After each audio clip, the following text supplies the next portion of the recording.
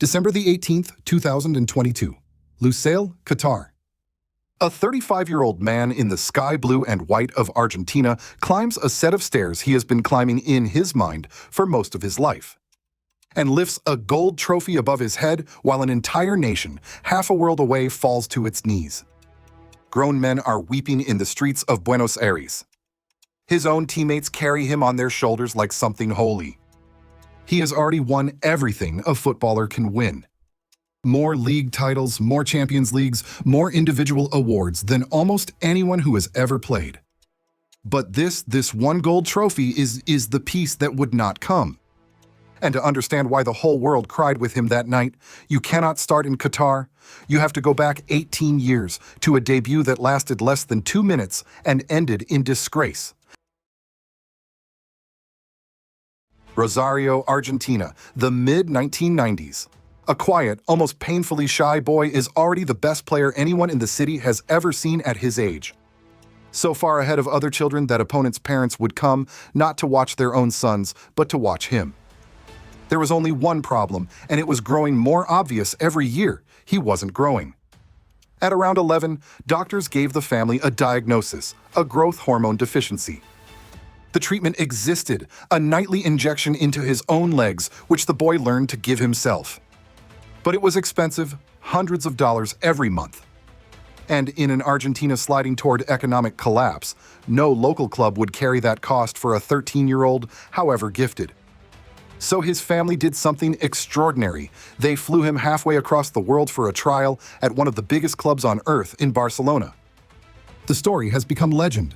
The club's officials, watching this tiny boy dismantle much older children, decided on the spot they could not let him leave, and with no contract paper to hand, one of them scribbled the agreement onto a paper napkin. Barcelona would sign him, and crucially, Barcelona would pay for the medicine that would let him grow. Think about what that means.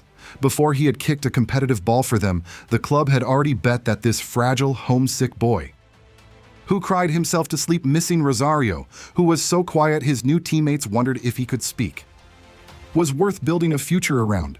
They moved him into their famous academy. The injections did their work. He grew, not tall, he would never be tall, but enough. And the talent that had always been there was now attached to a body that could survive a professional football pitch. The boy who nearly didn't grow was about to make the whole world feel small. What happened next at club level is almost boring to list because it never seemed to stop. He became the beating heart of arguably the greatest club team ever assembled. A side that passed opponents into dizziness and won everything in sight.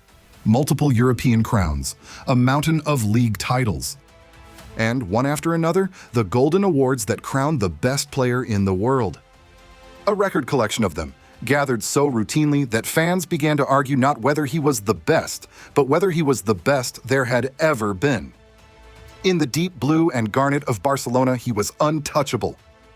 But there is a second flag every Argentine boy is born under, the sky blue and white of the national team. And there, from the very beginning, the story refused to run smooth. His senior debut for Argentina in August 2004 is the detail history almost forgot. Brought on as a substitute, he touched the ball, was grabbed by an opponent, swung an arm to free himself, and the referee sent him off. His first appearance for his country lasted somewhere under 2 minutes and ended with him walking off in tears. It should have been a funny footnote. Instead, it became a prophecy. Because as the years passed and the club trophies piled higher, a strange and cruel narrative began to harden around him. That this once-in-a-century genius, this magician in blue and garnet, somehow shrank in the one shirt that mattered most to the people who raised him. Every early exit fed it. A young, overlooked squad member watching from the bench as his country crashed out. Then, as the leader, a brutal beating by Germany. The whispers grew into a verdict, and the verdict was merciless. He is not one of us. Not really. Not the way the old number 10, the one who had dragged this same country to glory decades before, had been. Then came the finals, and the finals are where this story earns its heartbreak. 2014, the World Cup in Brazil of all places, a chance to be crowned in the backyard of Argentina's oldest rival. He dragged a limited team almost single-handedly all the way to the final. And in that final, against Germany, Argentina had their chances and could not take them. One goal, deep into extra time, and it was over. What followed is one of the most quietly devastating images in the sport's history. At the trophy ceremony, he had to walk past the World Cup, the actual golden trophy on its plinth, an arm's length away. To collect his consolation prize as the tournament's best player, he glanced at it. He did not touch it. He could not. It did not stop. The very next year, the Copa America final lost on penalties to Chile. The year after that, another Copa final, the same opponent, Chile, again. And this time he stepped up to take a penalty in the shootout and blazed it over the bar. Argentina lost, again. And there, in the tunnel of a stadium in the United States, at 29 years old, the greatest footballer on the planet decided he was done. He announced his retirement from the national team. "The national team is over for me," he said. 4 finals, 4 defeats.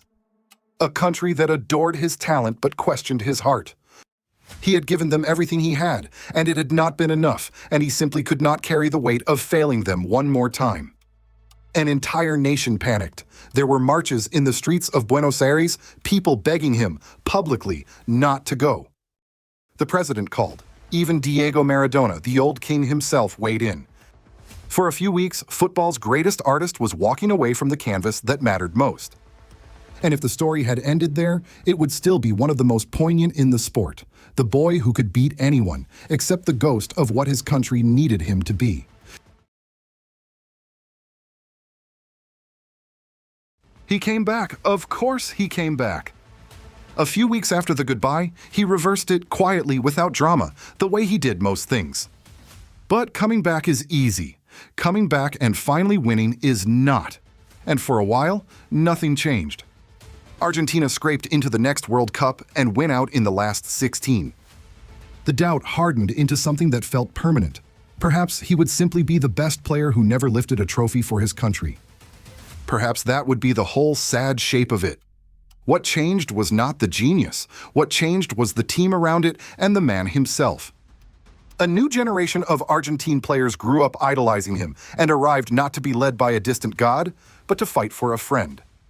He, in turn, stopped trying to win games alone and started visibly to lead. And in the summer of 2021, it came together in the most poetic place imaginable.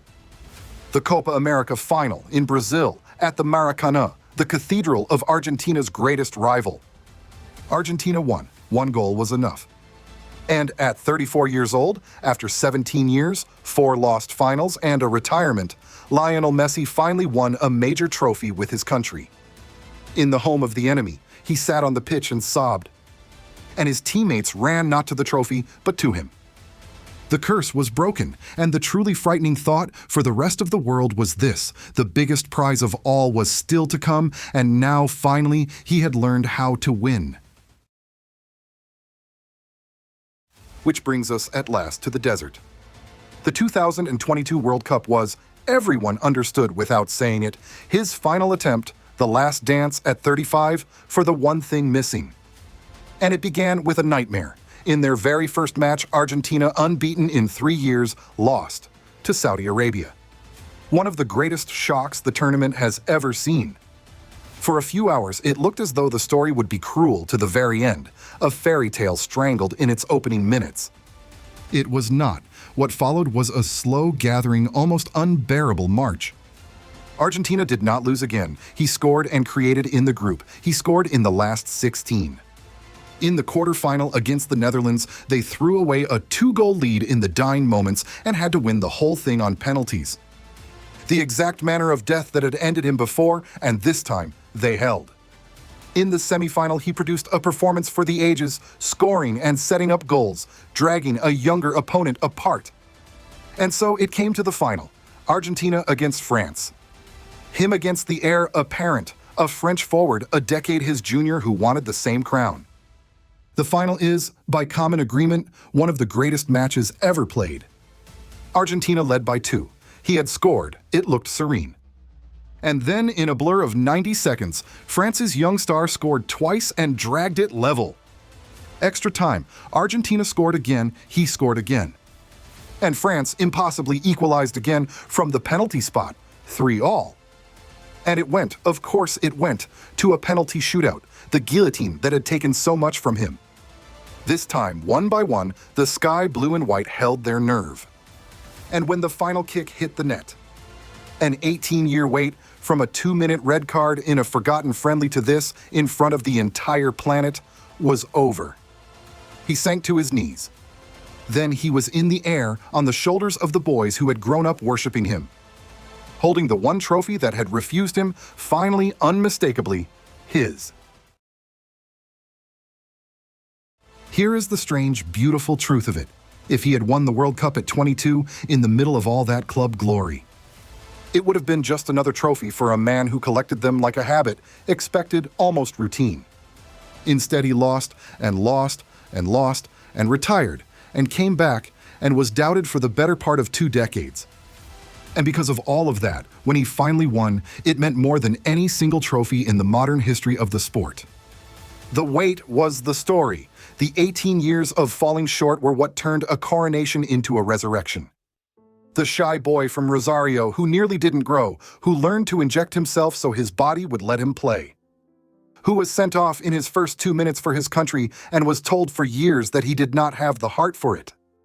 That boy ended up carried through a desert night on the shoulders of a nation, holding the only thing he had ever truly lacked. Not because he was the most talented, though he was, because he refused, across 18 years and 4 broken finals, to stop trying.